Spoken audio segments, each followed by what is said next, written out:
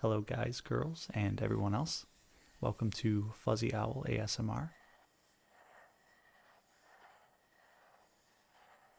If you notice, we have a fall setup going on. Yeah, fall is my favorite season. Halloween is my favorite holiday. So I have that aesthetic going on, and we're going to be looking over some Magic the Gathering cards. I initially wanted to do maybe some sort of tarot card or Halloween game from like Spirit Halloween or something. I will do that. I just didn't have time to grab anything this week, so this is going to be Magic the Gathering cards, and I have one that is pretty Halloween themed, you could say. So whether you know anything about Magic or not, hopefully this video relaxes you and you feel calm. Maybe you want to fall asleep to it, pop on some headphones, listen to it on your phone, whatever you want to do. I hope you enjoy.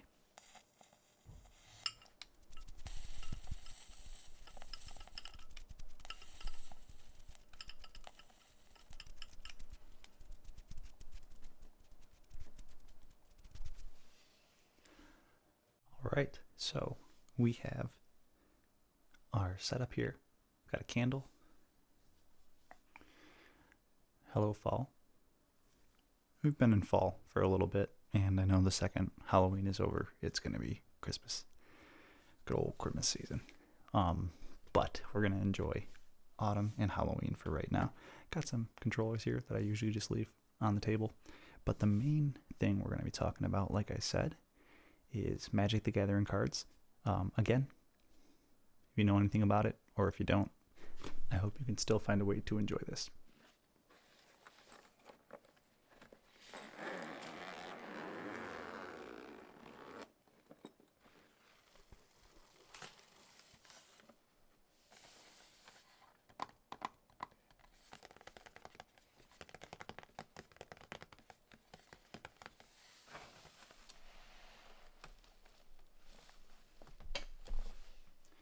So I am not very good at this game, nor have I been playing for 20 years or anything like that.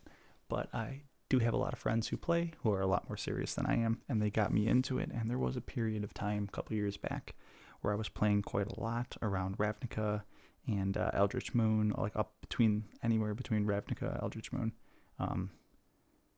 or no, was it Khans and Dragons of Tarkir? One of those. So a couple years back. So none of these decks are really up to date. This one right here is actually a gift. It's just a starter deck, so it's not like custom built or anything. It's actually a commander deck. So it's got some pretty cool art of a Jinn monk. I love monks. I love that aesthetic. I love it in Magic. This color combo, blue, red, and white, Jeskai. That's what it's called, Jeskai. That's what I typically like to play. I love cards that have prowess. So for those that don't know, prowess just means anytime you really do anything that costs mana, anytime you cast a spell or a card, this gets buffed by +1/+1 until the end of turn. So I love stuff like that. I love fast plays. Really nice looking box. Sounds pretty good.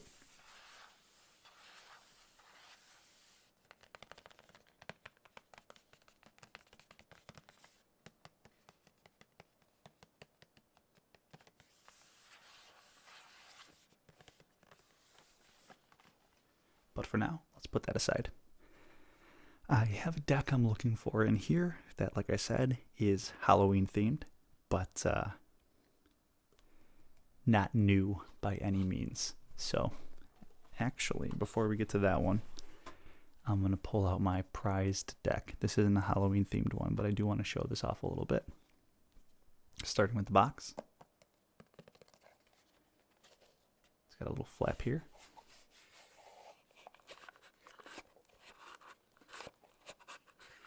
And inside are these really cool D20 die. 6 of them fit in there nicely.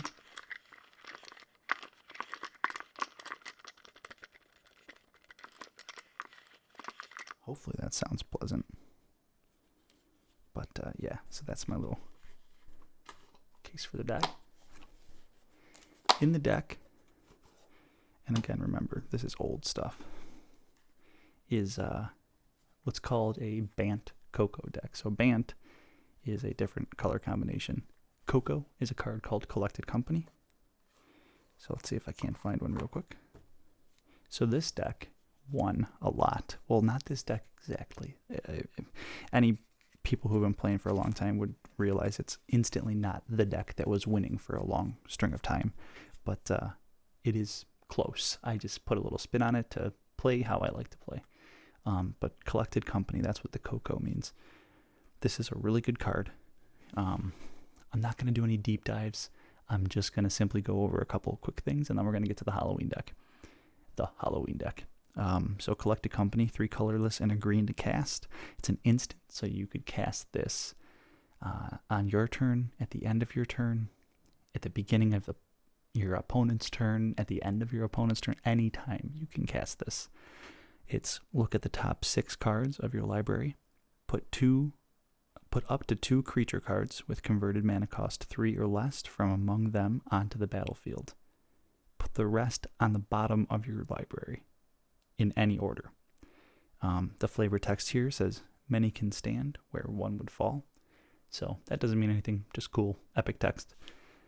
Now, this card basically is saying, I look at 6 cards, and of my choice, 2 of them, if they're creature cards, I can, and if their cost is 3 or less, I can just play them onto the battlefield. And there's some pretty good creatures in here that are 3 mana or less. So yeah, this is a good deck. This is my favorite one.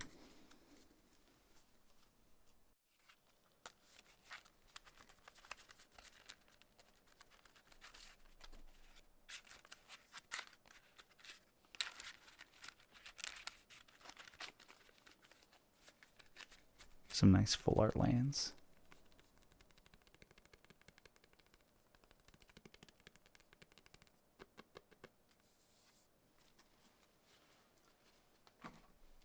Oh, also in here somewhere, I'll bring these back. I went to one of the Grand Prix events in Charlotte, North Carolina when I was living there. And one of the artists was there, and he just made these token cards. It's Winnie the Pooh creeping up. Very Cthulhu-esque, if you can see. I don't remember Winnie having tentacles, but here we are. So yeah, cool little token art there. So now, let's get to the Halloween deck. Which one could it be? Which case could it be? And probably the black one. So this one I gotta be careful with, because on the bottom, all these little counter die and a couple blood red D20.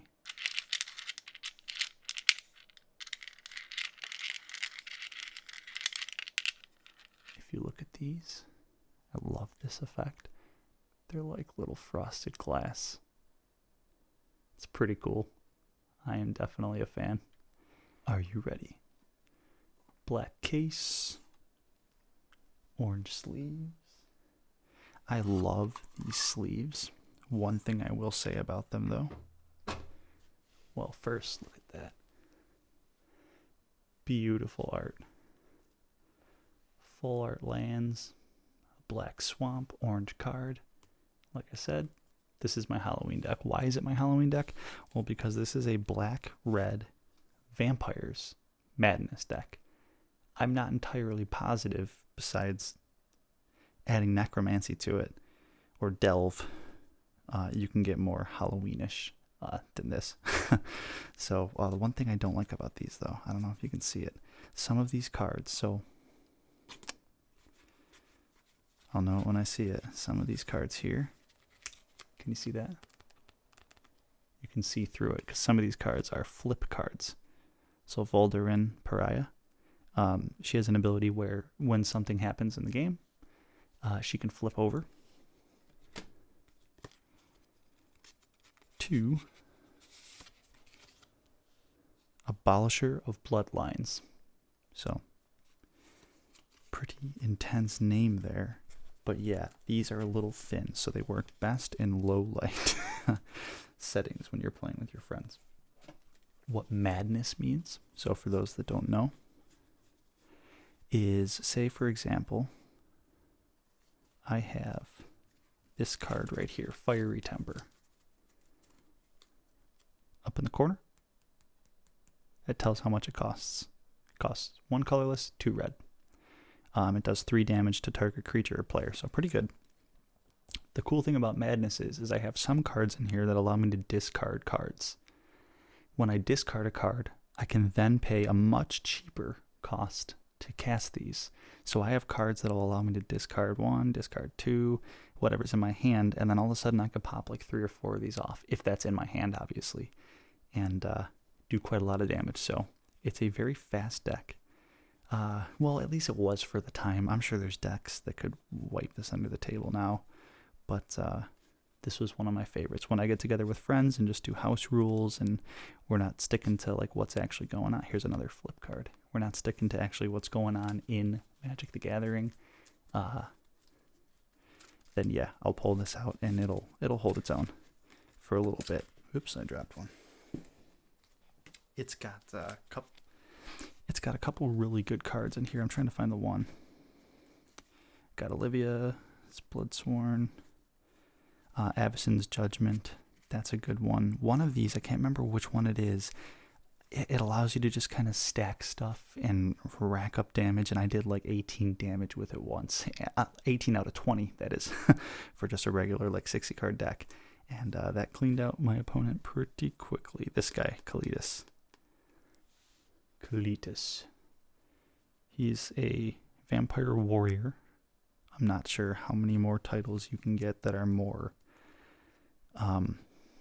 intense than that. Vampire warrior. He does a lot of cool stuff. He's dangerous. He has lifelink, meaning whenever I hit someone with it, I gain the amount of damage I did, and I gain that back in life, if that makes any sense. So yeah, again, we're not doing a deep dive on Magic, but hopefully the sights and sounds. And I have a pretty small collection of Magic cards, but they're still fun to look through. Back to that Bant Coco deck that I showed you earlier, that the collected company, that card, a play set of them was like $78. And I am not willing to spend that kind of money on Magic anymore. I like food. Food is good. Food is better than Magic, although I do like Magic. But I will admit, seeing all my old stuff, because I haven't looked at this in a long time, seeing all my old stuff is getting me eager to catch back up, but I'm gonna refrain. So yeah, this was just a little preview of some stuff I have with Magic the Gathering. Again, I'm gonna do some tarot cards or something. I'm gonna try to find some cool ones on Etsy. I actually saw GB do a cool video on that.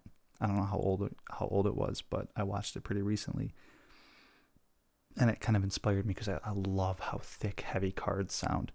And maybe I'll get some like Halloween card games or something like that, and just kind of keep the Halloween spirit going. So yeah, so hopefully you guys have enjoyed the sights, the sounds, hopefully my voice, and yeah, if you're sleeping, good night, sleep tight.